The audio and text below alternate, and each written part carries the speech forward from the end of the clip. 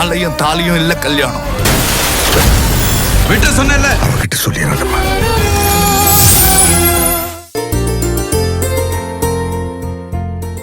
இப்பெல்லாம் நீ ஒவ்வொரு நாள் ஒவ்வொரு மாதிரி இருக்க. எப்படி இருக்க? இல்ல அன்பு, நீ ஆனந்தி கல்யாணத்துக்கு இவ்ளோ பணம் கொடுப்பேன்னு நான் நினைக்கவே இல்ல. நீ பணத்தை கொடுக்கும்போது எனக்கு எப்படி இருந்துச்சு தெரியுமா? ரொம்ப பெருமையா இருந்துச்சு. அதையும் தாண்டி எனக்கு அவ்வளவு ஆச்சரியமா இருந்துச்சு. ஏன் எல்லாரும் என்ன அப்படியே சொல்றீங்க? இது ஆச்சரியப்படுறதுக்கும் அதிசயமாறதுக்கும் என்ன இருக்கு? ஏன் நான் எதுவுமே செய்ய மாட்டேன்னா என்ன? நீ எதுவுமே செய்ய மாட்டேன்னு சொல்லல அன்பு, செய்வ. ஆனா ஆனா இவ்வளவுதான் முடியும்னு சொல்லி உன்னை சுத்தி நீயே ஒரு வட்டம் போட்டு அதுக்குள்ளேயே நின்னுடுவ.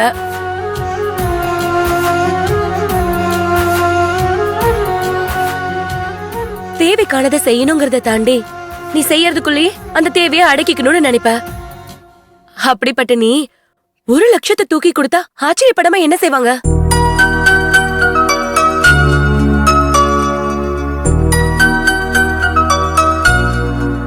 ஏன் கொஞ்ச நாளைக்கு முன்னாடி கூட உங்களுக்கு எல்லாருக்கும் ட்ரெஸ் எடுத்து கொடுத்தப்ப என்னெல்லாம் நடந்துச்சுன்னு உனக்கு ஞாபகம் இருக்குல்ல? அப்போ நீ தனாக்காக்கு அதிக விலை கொடுத்து புடவை எடுத்துட்டு வந்துட்டேன்னு சொல்லி அவ்வளவு கோவப்பட்டு பேசுன. ஆனா இப்ப நீ அப்படியே ஆப்போசிட்டா இருக்க. ஆனந்தி கல்யாணத்துக்கு நீ என்னெல்லாம் செய்யணும்னு நான் எதிர்பார்த்தனோ அதெல்லாம் நானே எதிர்பார்க்காத மாதிரி நீ செஞ்சுக்கிட்டு இருக்க. உன்னை குறைவா சொல்றேன்னு நினைக்காத. கல்யாணத்துக்காக உன் ஷேர காலையில நீ குடுக்கறேன்னு சொன்ன போது கூட ஏதோ சம்பளத்துல இருந்து 20,000 30,000 இருக்கும்னு நான் எக்ஸ்பெக்ட் பண்ண. ஆனா நீ இப்படி 1 லட்சம் ரூபாய் மொத்தமா கொடுத்ததும் இல்லாம இன்னும் 1 லட்சம் ரூபாய் ரெடி பண்ணி தரேன்னு சொல்லும் போது எனக்கு எவ்வளவு சந்தோஷமா இருக்கு தெரியுமா அன்பு?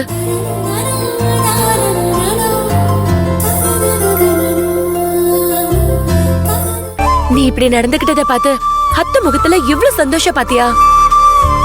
என் புள்ள அவன் தங்கச்சிக்காக எவ்வளவு பொறுப்பா நடந்துக்கிறான்னு நினைச்சு அவங்க எவ்வளவு சந்தோஷப்பட்டாங்க தெரியுமா?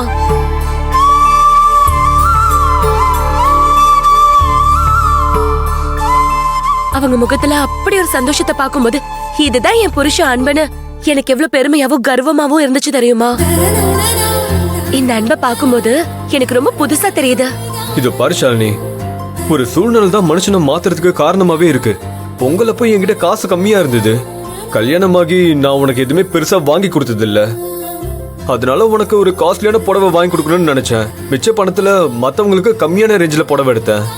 அதுல மிஸ் ஆகி தான் 10,000 ரூபாய் புடவை தனம் அன்னைக்கு போயிடுச்சு. அன்னைக்கு செய்யக்கூடாதுன்னு எனக்கு எண்ணம் இல்ல. எனக்கு அதுக்கப்புறம் இஎம்ஐ அது இதுன்னு இருக்கிறதுனால காசு கிடைக்காம போயிடுமோங்கிற பயத்துல கோவப்பட்டேன். அதுக்காக நான் அல்பத்தனமா நடந்துக்கிறவனோ கஞ்ச பையனோ எல்லாம் கிடையவே கிடையாது. என்கிட்ட எவ்வளவு காசு இருக்கோ அதை வச்சுதான் நான் மத்த விஷயம்லாம் முடிவு பண்ணுவேன். இப்ப பாரு, சீட்டு போட்டு காசு வந்தது. அதுலதான் அந்த 1 லட்சம் ரூபாயை கொண்டு வந்து அப்படியே கொடுத்தேன். இதெல்லாம் தாண்டி ஆனந்தி என் கூட பிறந்த தங்கச்சி, அவளோட கல்யாணம் இது. சொல்ல போனா கடைசி விசேஷம் இந்த வீட்டுல நடக்கிறது. அத நல்லா பண்ணணும்னு எனக்கும் ஆசை இருக்கும்ல. நீ சொல்றதெல்லாம் சரிதான். ஆனா அன்னைக்கு நீ நடந்துகிட்ட விதத்தை பார்க்கும்போது கொஞ்சம் தப்பா தெரிஞ்சது, அவ்வளவுதான். நீங்க எல்லாரும் என்ன தப்பா புரிஞ்சுட்டு இருக்கீங்க. நான் அவ்வளவு மோசமான ஆள்லாம் கிடையாது. கொஞ்சம் கரெக்டா இருக்கணும்னு நினைப்பேன். அதுவும் காசு விஷயத்துல ரொம்ப கரெக்டா இருக்கணும்னு நினைப்பேன். வேற ஒண்ணும் இல்ல.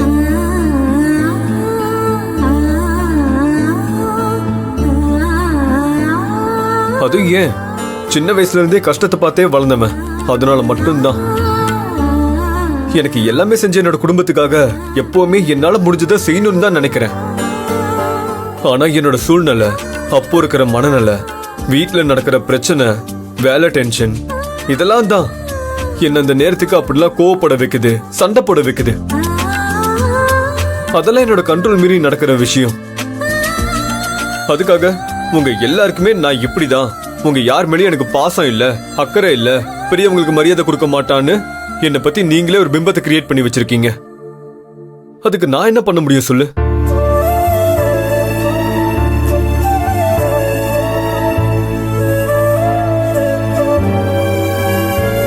இப்பவும் சொல்றேன், என் தங்கச்சியோட கல்யாணம் இது. ஒரு அண்ணனா என்னோட கடமையை நான் செய்யணும்னு நினைக்கிறேன், செய்வேன்.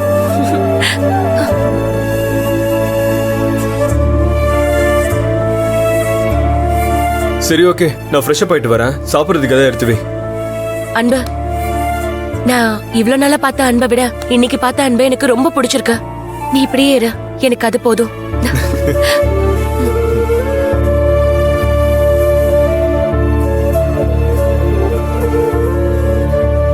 ஷாலினி.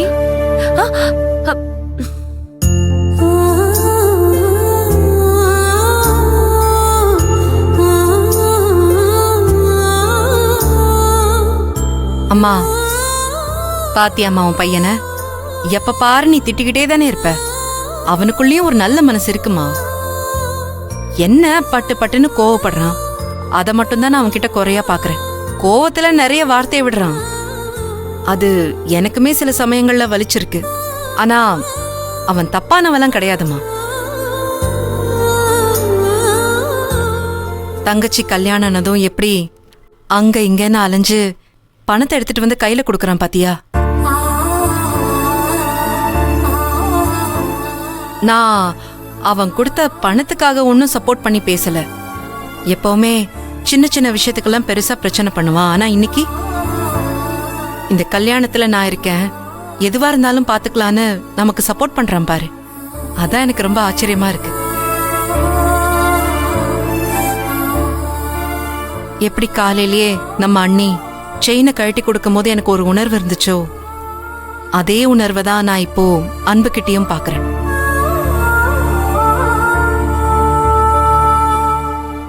அது மட்டும் இல்லாம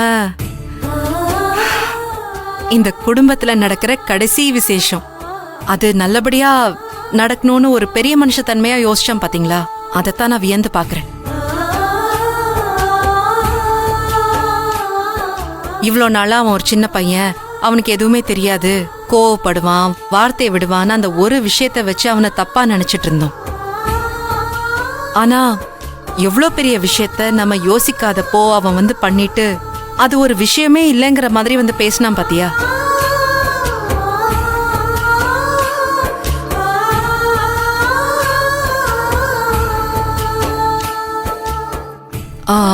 அண்ணி, நான் ஏதாவது தப்பா பேசியிருந்தா என்னை மன்னிச்சிருங்க அண்ணி. ஐயோ கயல், நீ ஏதோ அன்பு பணம் கொடுத்துட்டாங்கிறதுக்காக உயர்த்தி பேசுறேன்னு நாங்க தப்பா நினைக்கல. அவன் என்னையுமே பல தடவை மனசு கஷ்டப்படுற மாதிரி தான் பேசியிருக்கான். ஆனா நீங்கெல்லாம் மன்னிப்பு கேட்க சொன்னதும் உடனே வந்து என்கிட்ட கேட்டான்ல.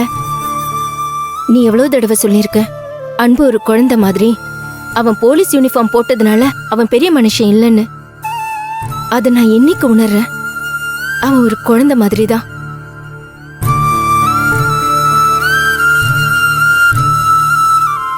அவன் ரொம்ப தன்மையானவன்.